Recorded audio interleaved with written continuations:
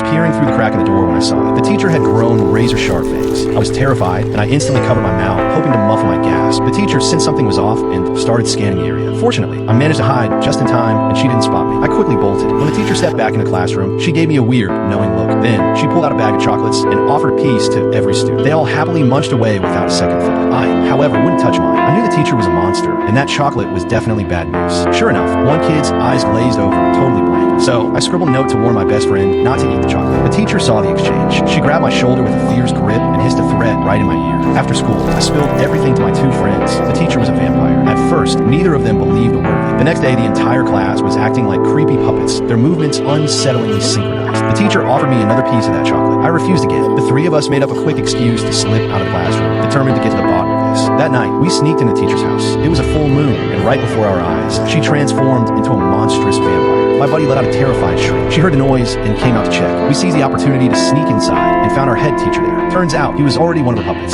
Just then, the vampire walked in. The three of us hid behind the couch, but the teacher still found us. She dropped the pretense entirely. Her mouth opened wide, and her long tongue licked my friend's face. Suddenly, church bells chimed. She instantly clutched her head in pain. We made a dash for it. The monster wouldn't let us escape. She cast a spell on our head teacher. The puppet man chased my friend relentlessly. I quickly shouted the head teacher's name. He paused, regaining his senses for a moment. The three of us took that chance and ran like the wind. The vampire screamed in rage. The next day, I was too scared to go to school, which only angered my mother. So, I told her the teacher was a monster, but my mom simply didn't believe me, thinking it was just a flimsy excuse. I tiptoed back into school. Even the principal was acting strange. We three dared not go to class and headed to the library to look up information. We discovered that vampires are vulnerable to high-pitched sounds. When we walked into our classroom, everyone had been fully turned into a puppet. The vampire woman seemed to be performing some kind of dark ritual. So, here's the question. Do you know what vampires fear most?